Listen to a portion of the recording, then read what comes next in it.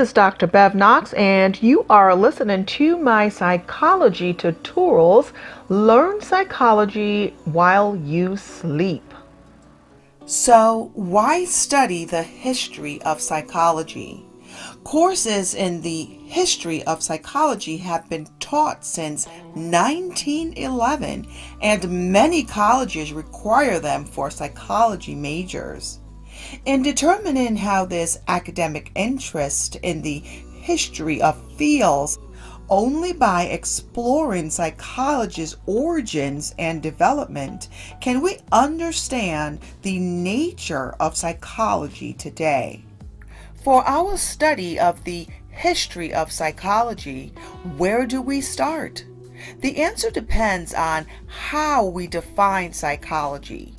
Its origins can be traced to two different time periods, some 2,000 years apart. First, we can trace ideas and speculations about human nature and behavior back to the 5th century BC, when Plato, Aristotle, and other Greek philosophers grappled with many of the same issues that concern psychologists today. A major transformation occurred when philosophers began to apply the tools and methods already successful in the biological and physical sciences to explore questions about human nature.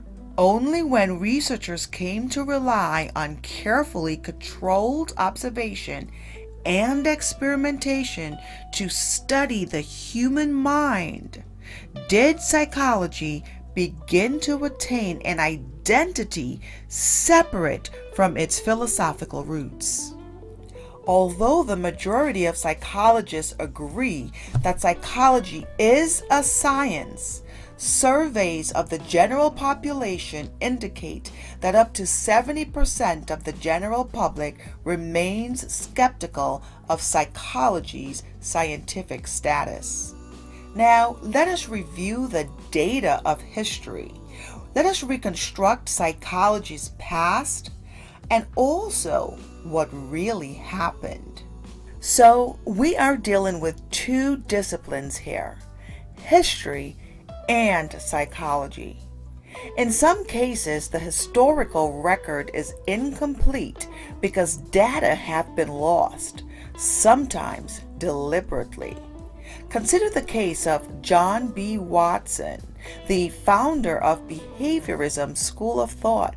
Before he died in 1958 at age 80, he systematically burned his letters, manuscripts, and research notes, destroying the entire unpublished record of his life and career. Those data are lost forever. Sometimes data have been misplaced. In 2006, more than 500 handwritten pages were discovered in a household cupboard in England. They were determined to be the official minutes of Royal Society meetings for the years 1661 to 1682.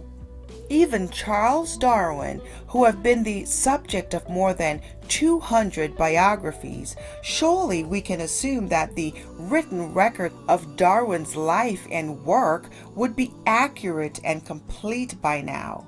Yet in 1990, well over 100 years after Darwin's death, large amounts of new material became available, including notebooks and personal letters that were not available for consideration by earlier biographers.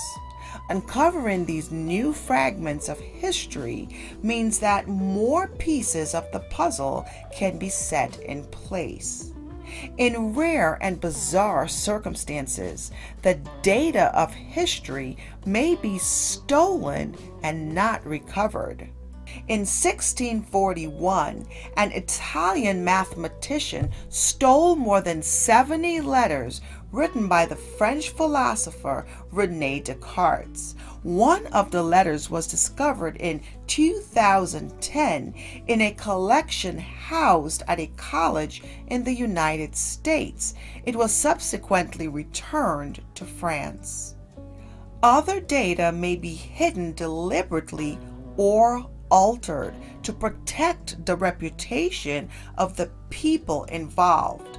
Sigmund Freud's first biographer, Ernest Jones, intentionally minimized Freud's use of cocaine, commenting in a letter saying, "I'm afraid that Freud took much more cocaine than he should, though I'm not mentioning that in this biography."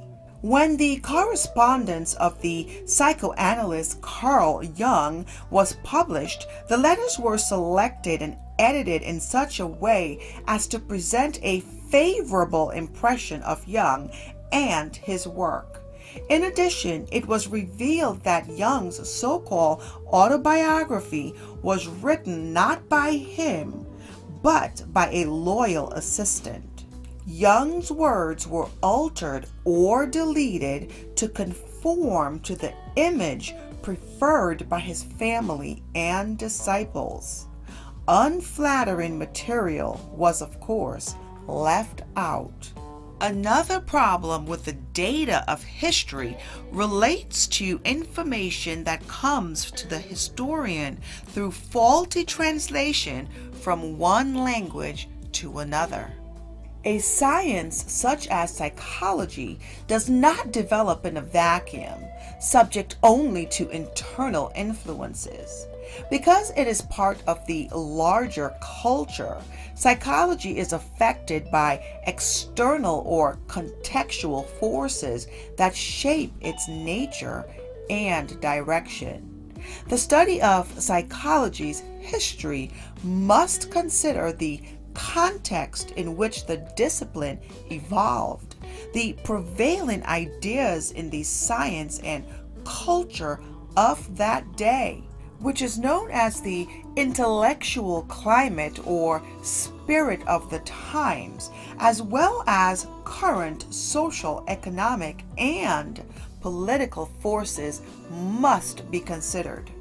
Indeed, contextual forces influence psychology's past and continue to shape its present and future. They even influence how we define and treat mental disorders.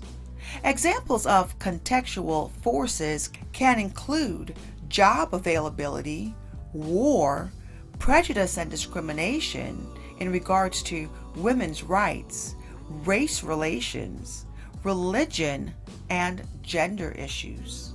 Two ways to view the historical development of scientific psychology are the personalistic approach and the naturalistic approach. In essence, let us consider which is more important in accepting a new idea, the person who developed it or the times in which the idea was put forth. Let us review the schools of thought in the evolution of modern psychology.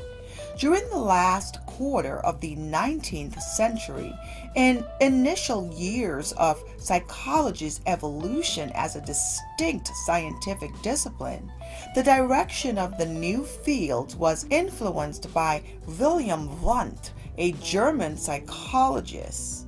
He had ideas about the form this new science should take. He determined its goals, subject matter, research methods, and topics to be investigated. In his pursuit, he was influenced by the spirit of his times and current thinking in philosophy. Before long, however, controversy arose among the growing numbers of psychologists. New social and scientific ideas were being advanced. Some psychologists, reflecting more modern currents of thought, disagreed with Wundt's version of psychology and proposed their own. By around 1900, several different systematic positions in schools of thought coexisted uneasily. Now, The term school of thought refers to a group of psychologists who become associated ideologically and sometimes geographically with the leader of a movement.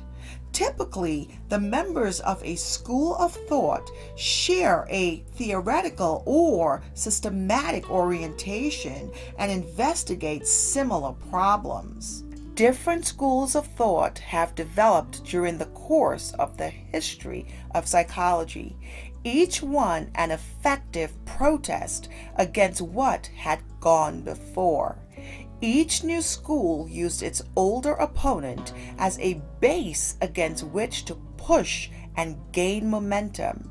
Each position proclaimed what it was not and how it differed from the established theoretical system.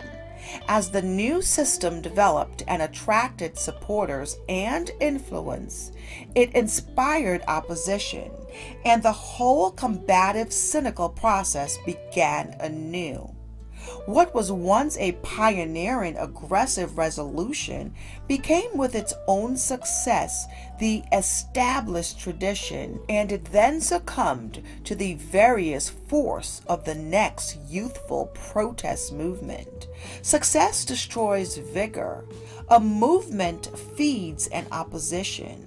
When the opposition has been defeated, the passion and ardor of the once new movement die. It is in terms of the historical development of the schools of thought that we describe the advance of psychology. Great men and women have made important contributions, but the significance of their work is most easily understood when examined within the context of the ideas that preceded theirs, the ideas on which they built, and the work their contributions eventually inspired.